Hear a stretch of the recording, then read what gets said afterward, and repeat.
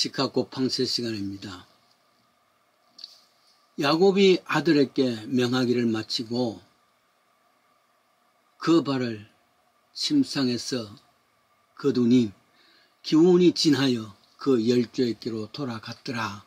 창세기 제일 끝부분인 49장 33절의 말씀입니다. 요셉이 110세의 죽음에 입권하였더라. 창세기 끝절인 50장 26절의 내용입니다. 이런 본문을 읽을 때마다 죽었더라, 장사 지났더라, 아니면은 입권하였더라, 결국 인생은 날이 저무는 것이구나 탄식입니다. 왜냐하면은 창세기 1장에는 이 지구의 시작 아니겠습니까? 본래 이 땅은 혼돈하고 공허했고 흑암에 가득 찼습니다. 암흑 상태란 말이죠. 그래서 하나님께서 빛이 있으라 하니까 혼돈도 질서로 바뀌어지고 공허도 충만으로 바꿔지고 흑암은 빛으로 환하게 바뀌어졌습니다. 창세기 태초의 그 모습을 보면서 그렇게 찬란했던 멋진 창조 아니겠습니까? 그래서 얼마나 좋았던지 하나님도 보시기에 좋았더라 그랬습니다. 그런데 그 창세기 끝에는 세상의 마지막입니다.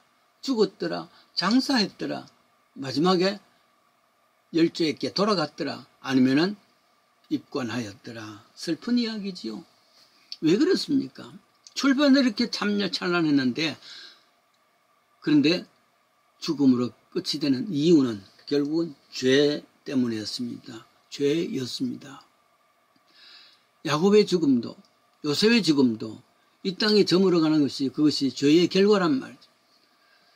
아담 후손의 운명입니다. 그것은 저들은 마지막 이사를 한 것입니다. 최후의 이사입니다. 그 최후의 이사는 죽음밖에 없단 말이죠. 이곳 시카고에서 저는 52년 반세기를 살았습니다. 살면서 이사를 3번 했습니다. 시카고 시내에서 한 5년 살다가 시카고 교회 지역인 나일스 지역에서 17년을 살았습니다.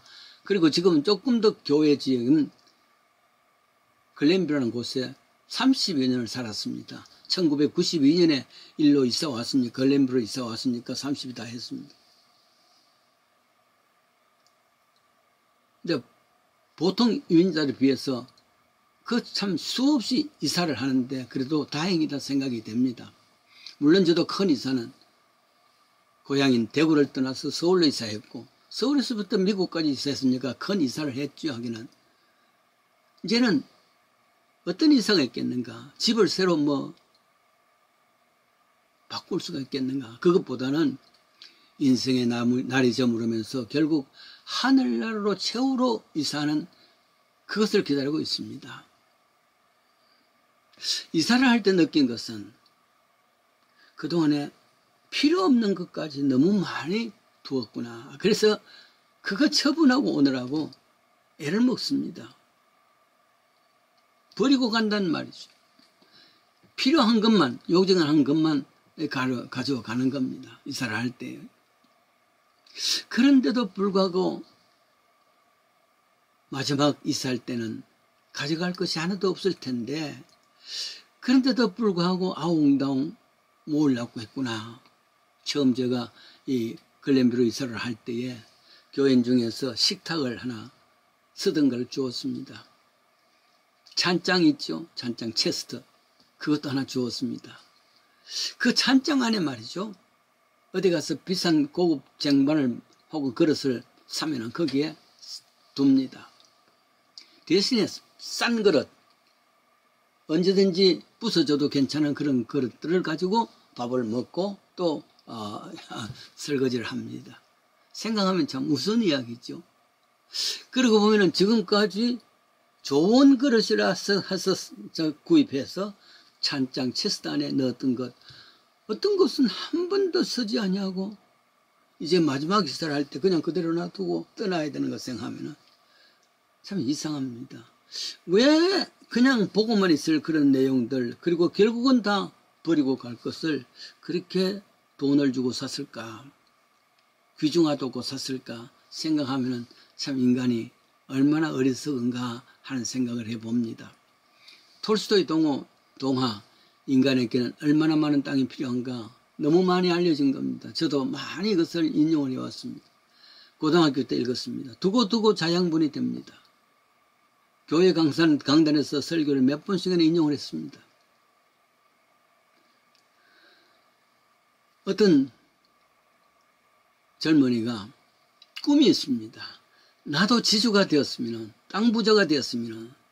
근데 좋은 소식을 들었어요. 저 우크라이나에 큰 지주가 있는데 그 사람한테 부탁하면 땅을 마음대로 얻을 수 있다. 이 소식을 들었습니다. 이 젊은이는 모든 걸 두고서 그 우크라이나의 지주를 찾았습니다. 마침내 찾아서 물어보니까 실제라. 그래, 네가 원하는 만큼 땅을 주겠다. 그러나 조건이 있다. 내일 아침에 이 앞에 말목을 하나 세워놓고 네가 원하는 만큼 원을 그리라. 그리라. 그만한 것을 네게 주겠다. 대신에 아침에 일어나서 해가 뜰 때에 출발해서 해가 질 때까지는 틀림없이 도착해야 된다. 만약에 해가 질 때 도착하는 것 같으면 그것은 무효가 되는 것이다. 밤새도록 잠을 못 잤습니다. 그럴 수밖에. 나도 이제는 지주가 된다. 흥분했겠죠. 밤새도록 못 자고 새벽에 일어나서 나가보니까 주인과 종들이 기다리고 있단 말이에요. 그게 말뚝도 하나 있습니다. 동쪽에서 태양이 뉘어 오릅니다. 환하게 빨아올 때 출발. 이 젊은이는 어떻게 하면 가능한 대로 더 많은 땅을 얻기 위해서 넓게 뛰었단 말이죠. 한참 뛰다가 보니까 태양이 벌써 중천에 있습니다. 약속이 생각났습니다. 태양이 서쪽에 넘어가기 전에 도착해야 된다. 그래서 다시 이제 방향을 바꾸고 원의 방향을 바꾸어서 열심히 그 말뚝이 있는 곳을 향했습니다. 드디어 말뚝이 보이기 시작하는데 불행하게도 태양은 서산에서 서서히 넘어가고 있습니다. 있는 힘을 다해서 말뚝까지 도착하고는 심장이 파열되어서 거기서 죽습니다. 땅 주인은 종들에게 말합니다. 인간이 얼마나 많은 땅이 필요한가. 자기가 누워 죽을 수 있는 그 한 평이면 충분하다. 얘들아, 이 젊은이를 땅속에 묻어주어. 인간이 얼만큼 땅이 필요한가. 사실은 자기 묻힐 만큼, 요즘이야 묻히기도 안 하죠. 그냥 불 태우지 않습니까? 그렇습니다. 그때 고등학교 때 읽었던 그 우크라이나라는 나라, 그것이 요즘 한창 전쟁 속에 있는 우크라이나, 그게입니다. 톨스토이가 그 우크라이나가 그렇게 곡창지대다는 것을 이야기하려고 했는지도 모르죠. 요즘 그것 때문에 참 어려움이 많이 있지 않습니까? 이사야서 2장 22절입니다. 너희는 인생을 의지하지 말라. 그의 호흡이 코에 있나니 수에 칠 가치가 어디에 있느냐. 선지자의 탄식입니다. 소유가 아무리 귀하다 할지라도 결과는 때가 저물 때에 인생의 기운이 소진해서 죽음으로써 끝나는 것이라면 그때는 아무것도 가져갈 수가 없다 그랬습니다. 실제로 성경은 끊임없이 죽음에 대한 이야기를 합니다. 창세기 마지막에는 야곱의 죽음이 나오지요. 요셉의 죽음이 나오지요. 출애굽기의 끝은 신명기의 끝은 모세의 죽음이 나오죠. 여호수아의 끝에는 여호수아의 죽음이 나옵니다. 그렇게 해서 죽었더라. 그것을 끝입니다. 그런데 신약 성경은 끊임없이 살았다. 마태, 마가, 누가, 요한 사복음서의 제일 마지막에는 예수 다시 사셨다. 삶에 대한 이야기입니다. 이게 다른 것이죠. 부활에 대한 이야기입니다. 그래서 고린도전서 15장 3절에는 사도 바울은 내가 받은 것이 있는데 성경에서 기록된 대로 그리스도께서 우리를 위해서 죽으셨다. 장사 지난 바 되었다가 성경대로 사흘 만에 살아나셨다. 날이 저무는 모든 인생길에서 복음은 우리를 살리는 일을 합니다. 암흑의 삶에서 부활을 의미한단 말이죠.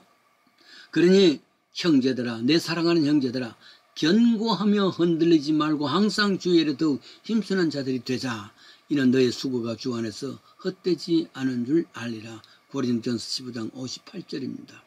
날이 저무는 이 세상 속에, 아무것도 가져갈 수 없는 이 세상 속에 그래도 부활의 아침을 맞이할 수 있는 소망, 그게 마치 저 악월골짜기에도 소망의 문을 주시겠다는 하나님의 약속입니다. 이 약속의 말씀을 붙잡고 부활의 내일을 소망하십시다.